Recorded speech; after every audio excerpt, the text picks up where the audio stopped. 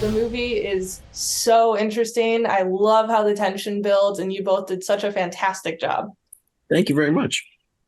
What first drew you to the script? Yeah, I got an audition from my agents and I read the script that night and I was like, this was meant for me. I need this. I want it. I'm gonna have it. And I was working at Amazon at the time, dropping off packages. And the closer and closer I got to meet Augie, and me and Augie just connected right away.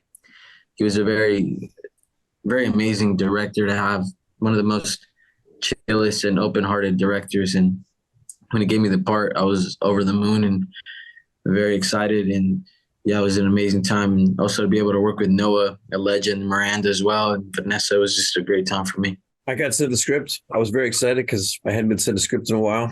And then they told me it's for the part of the father. I went, Father, is that who I am in this industry now? Dad? All right, let me read this thing. And then I started to read. I was like, ooh, this guy's got a lot going on. This isn't just your normal dad role. This guy's simmering. Yeah, I just really loved the read. And I really had great confidence in Augustus when I met him that he was going to make something very special with this. You know, when you read the script, there's a lot that isn't on the page and there is a lot that's on the page. And when you meet the director, you want to know whether they're going to be able to execute and elevate beyond this template. And we did a rehearsal day where we took some photographs to put around the set, just as set, the Christmas photographs of me and the wife and the kids. And the way he directed us to pose for the photographs that were going to be in the background of the scenes was so specific that's when I knew I was in the hands of a great director, because he was looking at this with the smallest eye to detail and not missing a moment ever. And I love that. I love it. I love it when I could go to work and know that I can just trust my director, that he's thinking things that I'm not even aware of. That's so cool. I never would have thought of like details like that. That's so interesting. And then can you kind of tell me each a little bit about your character and creating the dynamic that you two have with each other? Because that's one of my favorite things to watch in the movie. I was just going to say, I don't know that we ever really articulated with each other, but what comes across is these sort of cross trajectories of machismo. One guy sort of is on his way up and one guy is sort of on his way down, and they're meeting each other at this very significant moment. And so all the scenes with each other become pissing contests, wrestling matches, like two alley cats sniffing each other out, trying to sniff for weakness or danger. They become almost like two people that aren't from the same planet, meeting each other and trying to figure out what motivates the other. What is the other one all about? And it is a little bit of a dominance thing and a little bit of a power play, but neither one of them feel particularly secure in their lives. So to project power and confidence from both of their standpoints is also artificial. And that made it for really exciting textured work. Yeah, it was very easy to work with Noah. He brought his character to life, and throughout the movie, you have a lot of empathy for that person. So being able to work with him and being able to learn from him was like a very big blessing for me. So he's been in the industry for so long now. I'm able to learn from his craft and get better at mine through that. So it was just very easy to work with him. We have a lot of tension, yes, but he's a good friend of mine in life, and almost like an uncle at this point. That's so great. And then Nico, can you talk to me a little bit about what you wanted to bring to this role to make it your own? Because when I talked to the director earlier, he said that this really kind of hit home for you. Yeah, I mean, I'm an immigrant myself. I'm under the DACA program. Without DACA, I wouldn't have the opportunities I have. If that's taken away from me, I can't be an actor. I won't be able to have opportunities in this country that I was raised in since the age of 1. And I was raised in Watts all my life. So I grew up selling ice cream with my parents. It was around the projects. I just come from a lot of adversity. So, having able to have a character like Nico, and there's a lot of kids out there like me that have been through a lot of adversity. I just hope a lot of the kids see that and they see themselves in this movie, and not in a stereotypical way, a very truthful way that I brought. And even with it's a love letter to all the parents out there that try to give their kids a better life. And you see that throughout this movie. Definitely.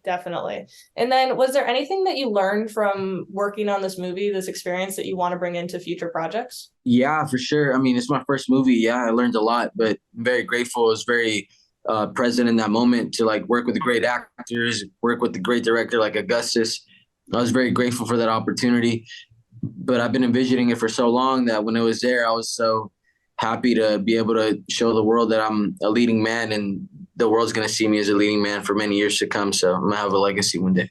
And then Noah, you talked a little bit about some of the details that Augustus really focused on. What do you think his directing style brought to this movie that maybe someone else wouldn't have been able to do? Well, it was a contradictory skill set, because sometimes when you have a writer, they get very precious about their words because this is what they've written and this is how they want it to be executed. And sometimes you can work with a director who has a very clear vision for how he wants things to move through the frame and how he wants things to be paced.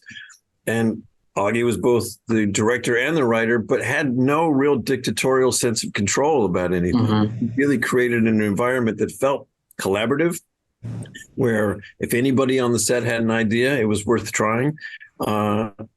And yet, those ideas all ended up going into a plan that Augie had really orchestrated. It wasn't haphazard at all. He just gave us the illusion that it was collaborative, when in fact, he was taking what we were giving him and using only what he needed to build his souffle. And it was really quite impressive. So what I took away from this movie is I talk a good game about what I like about acting and what I like about the work and the experience. And very rarely am I ever given an opportunity to have that.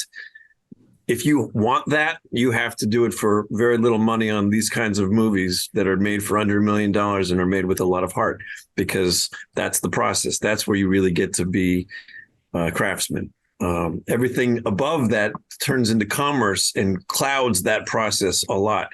So this validated to me that I can have what I want. I just have to keep leaning out of my comfort zone to get it. And when I do, I'm usually rewarded for it. So for myself, this was a validating process, an artistically validating process. And then can you talk to me a little bit about how your character Peter feels about this decision that his wife and him have made and how that kind of evolves throughout the movie? Well, yes, I don't know that Peter wouldn't have come to the decision on his own, but I think he rarely gets to make his own decisions anymore. And I think that's what he reacts to mostly, is that he's on the reactive side of events for the first time in his life. He's no longer in control of his career. He's no longer in control of his family. He has no control over his wife. He has no control over politics. And he's feeling that somehow he has been cheated in all of this. And I know that exists out there in the world as the world gets recalibrated. He becomes a very kind of emblematic figure for a type of man that is lost right now. And I have empathy for it. I have judgment for it, but I also have empathy for it. And what I came away was, this is a guy who, at the very end of the film, without giving anything away, gets some self-respect back and some sense of his own manhood back by engaging and protecting his family. And that's a bunch of an arc as he really gets on that growth chart, but he gets from a place of cowardice and fear to a place of presence. I love that. Well, thank you so much for taking the time to talk to me. Like I said, the movie is so interesting. I'm so excited for more people to check it out. And you both are just so great in it. Thanks for helping very much. Really appreciate it.